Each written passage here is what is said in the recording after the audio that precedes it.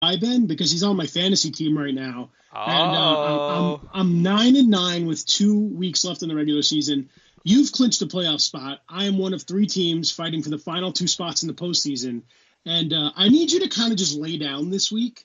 So no I'm can do, publicly brother. asking you in front of all of our listeners to just let me in the playoffs so I can come with Karis LeVert and just steamroll my way to the ship. How's that sound? No can do. You know what?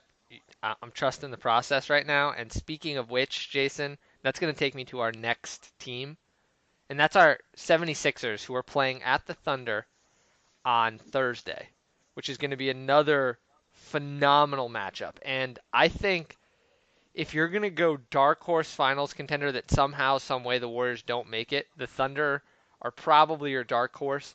And I'm driving the Sixers bandwagon right now, Jason. I Only thing is, no Embiid and no Marjanovic.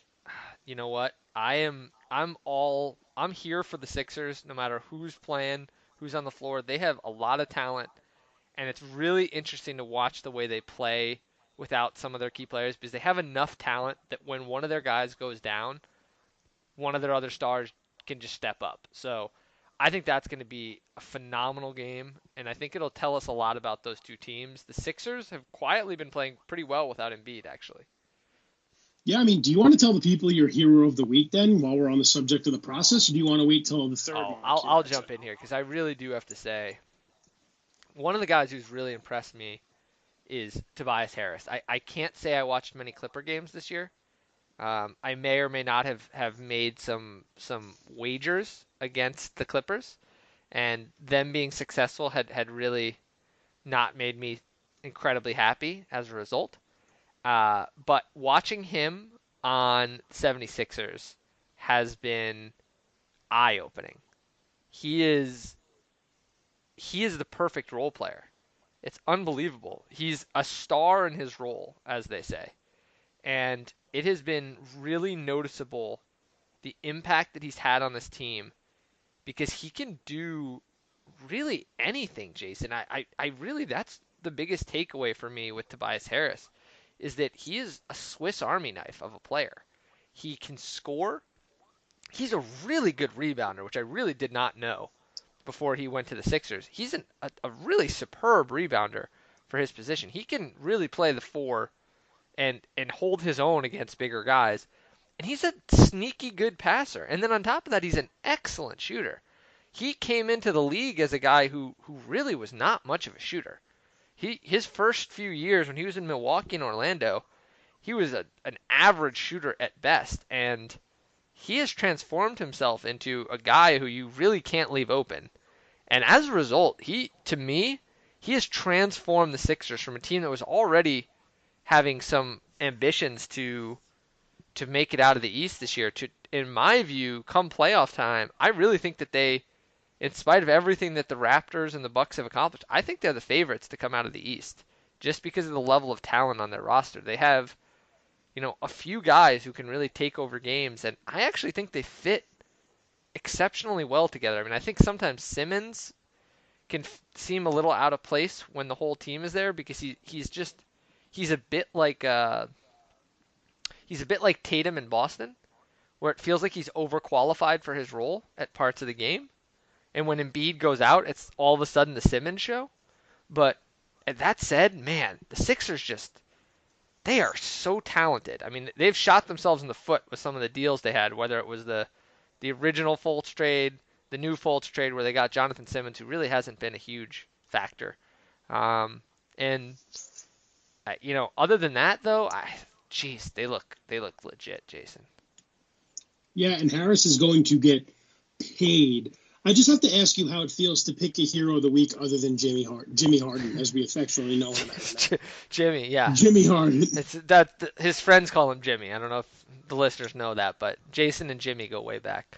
Um, yeah, it feels good, and I have to say it it's really really interesting to watch this Eastern Conference, especially because Jason, we've talked about this a little bit. The thing that I find really fascinating about the East is that we look at the Eastern Conference right now, And typically when you'd see so many teams with so much young talent, you'd say, well, these teams are just going to be there for the next 5, 10 years. They're just going to be locked in. And then you look at their books, and all of these teams could lose one or two of their free agents. Every single one outside of the Pacers. And the Pacers are easily the fifth team in this race. The Bucks could lose basically the rest of their starting five outside of Giannis. The Raptors could obviously lose Kawhi. The Sixers could lose Harris and Butler. And the Celtics could lose Kyrie. So it's just kind of fascinating when you look at the East right now. They're so young, and yet no one knows what these teams are going to look like next year. Yeah, it's a very good point. And that brings us to our final marquee matchup of the week. And then I'll get to my hero because I think the zero segment might be the highlight of the show. And I'm itching. I'm chomping at the bit. So while we're on the subject of the Sixers, the final marquee matchup is the defending champion Golden State Warriors paying a visit to the city of brotherly love and Meek Millie and taking on the Sixers on Saturday. So that's going to be that Saturday night matchup. Get your cheesesteaks and your popcorn ready. Oh, yeah. I love it. And Jason, I'd be remiss if we didn't kick to, but before we get to your hero, I want to hear how you feel after a big win. I didn't tell you this, but one of my very good friends and his girlfriend's from San Antonio. They went to the game yesterday. Did not have a great time, Jason, because let's just say the Nets took care of business. Yeah, I mean, they came out of the All-Star break flat. That game against Portland was not one to remember. And then they had a knack for getting out to early leads at the beginning of the season and blowing them. But Charlotte on Saturday was an incredible comeback with D'Angelo Russell still emerging as one of the best players on the team and one of the budding stars in this league. Scores the last 12 points of a Nets come-from-behind win. And then in a blowout win over the Spurs, just absolutely killed it. And the key is now Karis LeVert's back in the starting lineup. I think he started the last 4 games, and he's been back for 6. The key is that the Nets are going to make a playoff run is LeVert and Russell have to click together. The Nets are still without Spencer Dinwiddie. They're having trouble driving to the rim. They're not rebounding well. Jared Allen will come over to help a shooter, and they'll just get out-rebounded by opposing teams. So they have a lot of work to do with 20 games left. And you have to give the Nets credit for getting these wins against Charlotte on the second night of a back-to-back, against the Spurs, who lost to the Knicks the night before. They took advantage of the schedule falling in their favor because right now, with 20 games left, Ben, they're 32-30, and their last 7 or 8 games are absolutely daunting, okay? Just forget about the West Coast trip for a second where they go to OKC, Utah, Clippers, Kings, Lakers, Portland, okay? Then they have the Sixers home against the Celtics and the Bucks and the Raptors, at Milwaukee, at Indiana versus Miami. The time to pile up wins is now, okay, Nets fans? You have the Wizards and the Hornets this week. You have the Dallas Mavericks, the Cleveland Cavaliers, and the Hawks. It is imperative that the Nets win all of these games because there's still a chance that they finish under 500 and still could sneak into the playoffs, but the schedule is absolutely daunting. And it was really key to get these big wins the last couple nights. Yeah, I couldn't agree more. I mean, when you look at the standings, the Nets are not safe at 32-30. The Magic are still hanging around. I mean, the Magic are only 3.5 games back of the Nets right now. And they're not rolling over. The Magic every year we think, oh, they're going to just roll over at the end of the season. They're not doing that. And the Hornets have been an excellent home team. And they still have 10 games left at home. They've been a pretty terrible road team, but the Hornets are still a team that could be around there. The Pistons have star power. I mean, those teams could creep back up. So the Nets definitely have to be careful. But, I mean, I do feel like they're in a good position. And if they can hold on to the 6th seed, Jason, they could get a matchup against the Pacers in the first round. And that's who you want in the first round right now.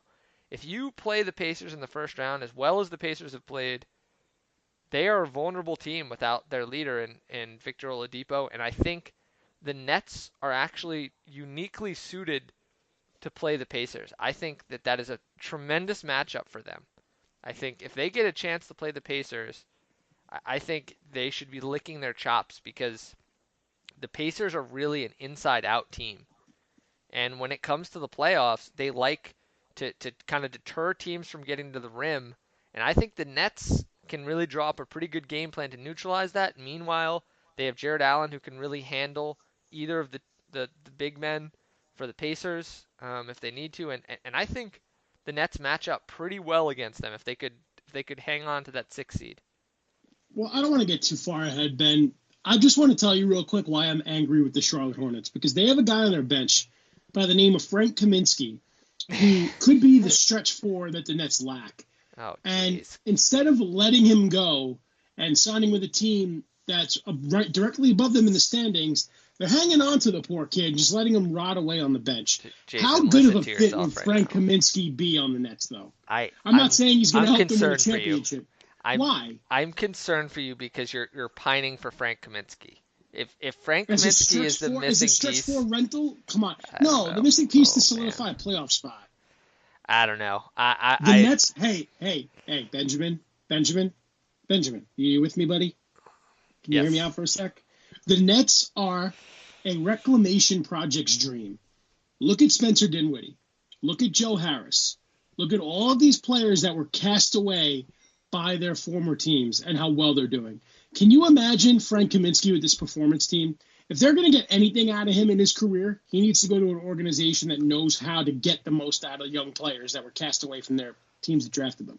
I couldn't agree with you more on that point. However, Kaminsky there's too many things he's just not good at. There are too many areas of his game that he is completely deficient at. I am always amazed that he got as much run as he did, because he really, to be honest with you, Jason, he hasn't even been as good as advertised as a shooter in the league. He hasn't been, and he's not a great rebounder. He's strictly okay at the things that he's supposed to be good at, and he's well below average at everything else. I mean, he has to be at least 37-38% three-point shooter to be worth playing, because he's not a great rebounder. He is an absolute zero on defense, and he just doesn't really do anything else. I mean, that's okay. I don't think he adds much to a team. When you're talking about a big man who barely cracks 40% from the field and can't rebound or defend, I don't see that as a guy who's going to add a lot to your team. I'm sorry. Okay, fine. While we're Kaminskying too far off the slopes here, before the show, Ben and I have a weekly call. We catch up. How's life? How's everything? How's Pittsburgh? How's me watching Jersey Shore reruns? But Ben said to me tonight, Jason, I'm really excited for the Ben's Bulls Bliss segment because I have a lot to be blissful about. So what I'm going to do is I'm going to sit back and I'm going to listen to Ben wax poetic in our Ben's Bulls Bliss of the Week segment. Yeah, I've got a lot to say here. I mean, there's a lot to be blissful for. The first thing is that Jim Boylan has seen the error of his ways and channeled, ironically, his inner Fred Hoiberg. He's let Lauri Markkanen push the ball in transition off makes or misses. Lauri is taking the ball up the court, and it has done wonders for this team. They are an atrocious half-court team in many ways because they just have so many deficient players outside of their stars. And it is crucial for them to get into the offense early. And part of what this has also done is this has engaged Markkanen in the offense, and the results have been tremendous. Since Boylan started opening up the offense and giving Lauri a little bit more freedom to play his game, he has been a monster. To wit, in the month of February, he is averaging 26 points and, Jason, wait for it, 12 and a half rebounds a game. He's shooting nearly 38% from three on 7 attempts a game. That is star perimeter player type numbers. He's shooting 93% from the free throw line. He's averaging 2 assists a game. He's been passing better. He's been getting to this nice little, I don't know what to call it. It's this, he has this move where he goes hard kind of to the right, or at points even to his left. He's gotten better with his left hand, and he sort of drops his shoulder in and does this little slide into a little fadeaway jumper from about 10 feet, 8 feet. And it's an absolutely unstoppable move because of his height and length.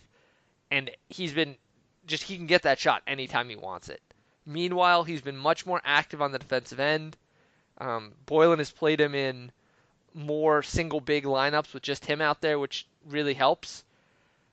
And LaVine Levine is playing like an all-star.